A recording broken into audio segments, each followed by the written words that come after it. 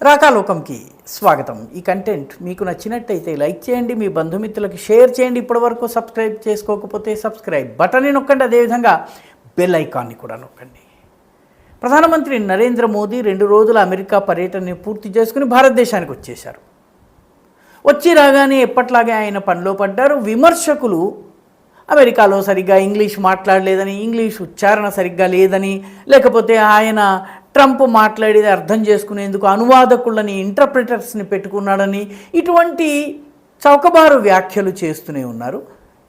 ఈ విషయాలు మ్యాక్రాన్ ఆయన్ని పట్టించుకోలేదు, ఫ్రెంచ్ దేశాధినేత. లేకపోతే ఆర్టిఫిషియల్ ఇంటెలిజెన్స్ గురించి పండితులకు ఈయన ప్రసంగించి చెప్పడం ఏమిటి, ఇట్లాంటి రకరకాల వంకలు పెట్టేటటువంటి వాళ్ళు ఉన్నారు. తెలుగులో సామెత కూడా ఉంది, వంకలేనమ్మ డొంకట్టుకుని ఏడిచింది అని చెప్తారు. డొంకట్టుకుని ఏడ్చేవాళ్ళు మన దేశంలో చాలామంది ఉన్నారు. అయితే ప్రధానమంత్రి నరేంద్ర మోదీ అమెరికాలో పర్యటిస్తున్నటువంటి సమయంలో ఈ 2 రోజుల్లో ఆయన చేసొచ్చినటువంటి పనుల విషయంలో మన పొరుగునున్న పాకిస్తాన్ మాత్రం కంటి మీద కునుకు లేకుండా, కనురెప్ప కూడా వేయకుండా గమనిస్తూ వచ్చింది. ఎంత గమనిస్తూ వచ్చిందంటే, మోదీ ట్రంప్ల జాయింట్ స్టేట్మెంట్, సంయుక్త ప్రకటన వెలువడిన మరుక్షణం పాకిస్తాన్ విదేశ వ్యవహారాల శాఖ స్పందించేసింది. మోదీ అదేవిధంగా డొనాల్డ్ ట్రంప్లు దేని గురించి మాట్లాడారు? మోదీ డొనాల్డ్ ట్రంప్లు ఇమిగ్రేషన్ గురించి మాట్లాడారు, డిఫెన్స్ కోఆపరేషన్ గురించి మాట్లాడుకున్నారు. అమెరికా నుంచి F-35 స్టెల్త్ ఫైటర్స్ వీటి కొనుగోలుకు సంబంధించి మాట్లాడుకున్నారు. అదే రకంగా మిగతా అనేక అంశాలు, ద్వైపాక్షిక అంశాల గురించి మాట్లాడుకున్నారు, ట్రేడ్ గురించి మాట్లాడుకున్నారు. బంగ్లాదేశ్ గురించి ప్రస్తావన వచ్చినప్పుడు బంగ్లాదేశ్ మోదీ చూసుకుంటారు అన్నట్టుగా డొనాల్డ్ ట్రంప్ చెప్పారు. పాకిస్తాన్ ఎందుకు ప్రత్యేకంగా తక్షణము స్పందించాల్సిన అవసరం వచ్చింది? పైగా పాకిస్తాన్ స్పందన ఏంటి? పాకిస్తాన్ ఏమందంటే, ఈ మొత్తం 2 దేశాల మధ్య జరిగినటువంటి చర్చలు ఏవైతే ఉన్నాయో ఇవి వన్ సైడెడ్గా ఉన్నాయి.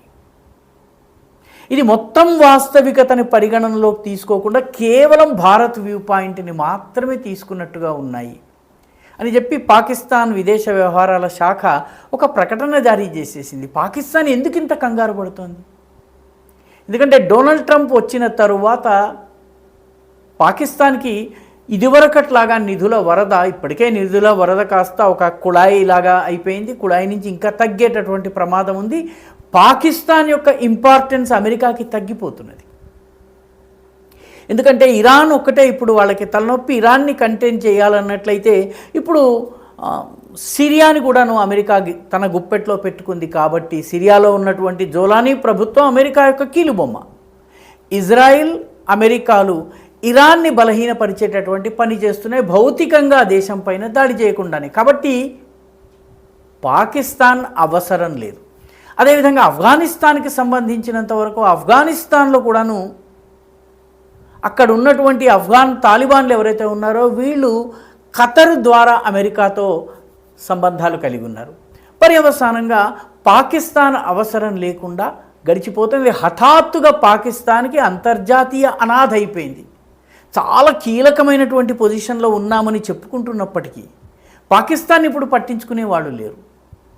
దీంతో భారతదేశానికి ఈ స్టెల్త్ ఫైటర్స్ ఇవ్వడం కానీ, రక్షణపరమైనటువంటి సహకారం కానీ, ఇప్పటికే భారత అమెరికా సంయుక్త సేనా విన్యాసాలు కానీ అవన్నీ అటు చైనా సరిహద్దుల్లో మిగతా ప్రాంతాల్లో జరగడము, ఆకస్ కావచ్చును, క్వాడ్ కావచ్చును, అన్నిట్లలో కూడాను భారతదేశము అమెరికా యొక్క ఇండో చైనా స్ట్రాటజీలో అత్యంత కీలకం కాబోతోంది.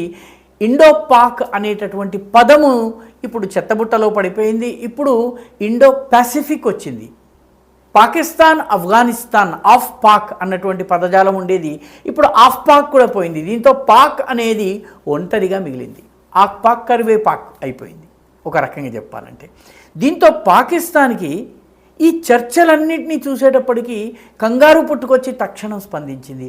అదే సమయంలో పాకిస్తానీ మూలానికి చెందినటువంటి కెనడియన్ సిటిజన్ అయినటువంటి తహవుర్ రాణా, 62 ఏళ్ల తహవుర్ రాణా ముంబై దాడుల్లో ఈ మొత్తం ప్లానింగ్లో రెకీ చేయడంలో, మిగతా ఈ అటాక్ చేయవలసిన స్పాట్స్ని ఫిక్స్ చేయడంలో, ఈ మొత్తం లాజిస్టిక్స్ వర్కౌట్ చేయడంలో, ఉగ్రవాద దాడి, ముంబై దాడులు, 2008 దాడులకు సంబంధించిన లాజిస్టిక్స్ వర్క్ చేయడంలో చాలా కీలక పాత్ర. ఇతన్ని ఇప్పుడు భారతదేశానికి ఎక్స్ట్రడైట్ చేస్తున్నారు, భారతదేశానికి తరలిస్తున్నారు. 2017-18 నుంచి మన భారతదేశం అడుగుతుంటే ఇప్పటికి తరలిస్తున్నారు. డొనాల్డ్ ట్రంప్ ఆ ఆదేశాలపైన సంతకం చేశారు. ఇప్పుడు ఈ తహవ్వుర్ రాణాను ప్రశ్నించగా అతను ఏం బయట పెడతాడో ఆ పెట్టిన దాని ఆధారంగా భారతదేశము అమెరికాను FATF financial action task force, ఉగ్రవాదానికి ఆర్థికంగా సహకరించేటటువంటి దేశాలను గుర్తించి వాటిపైన ఆంక్షలు విధించేటటువంటి గ్రూప్ ఇది FATF. దీనిలో బ్లాక్ లిస్ట్లో పెట్టిస్తారా లేదా గ్రే లిస్ట్లో పెట్టిస్తారా? ఇప్పుడు పాకిస్తాన్ గ్రే లిస్ట్ నుంచి కూడా బయటకు వచ్చింది కాబట్టి మళ్ళీ గ్రే లిస్ట్కి వెళ్ళినా లేక బ్లాక్ లిస్ట్లో ఉన్నా కూడాను అంతర్జాతీయ ఆర్థిక సహకారం పాకిస్తాన్కి రాదు. దౌత్యపరంగా ఒంటరి, దేశపరంగా భికారి, అంతర్జాతీయ సహాయము హుళక్కి. ఈ పరిస్థితుల్లో పాకిస్తాన్ని ఎటూ కాకుండా అంతర్జాతీయ వీధిలో ఒక బిచ్చగాడుగా మార్చేటటువంటి ప్లాన్ మోదీ వేస్తున్నారు. ఇది పాకిస్తాన్కి అర్థమైంది. అందుకే ట్రంప్తో జరిగిన సమావేశం విషయంలో అంత తొందరగా పాకిస్తాన్ స్పందించి మాకు ప్రాధాన్యం ఉంది, మీరు వన్ సైడెడ్ స్టోరీ మాత్రమే విన్నారు అని అన్నది. కానీ పాకిస్తాన్ తన కంగారుని దాచుకోలేకపోతోంది. ఎందుకంటే ఒక దెబ్బ తరువాత మరొక దెబ్బ పాకిస్తాన్ మీద పడుతూనే ఉంది. పాకిస్తాన్లో అంతర్గతంగా ఇబ్బందులు ఉన్నాయి, ఆర్థికంగా ఇబ్బందులు ఉన్నాయి, అంతర్జాతీయంగా ఇబ్బందులు ఉన్నాయి. ఇప్పుడు ఉన్నటువంటి ప్రభుత్వానికి ప్రజా మద్దతు లేదు.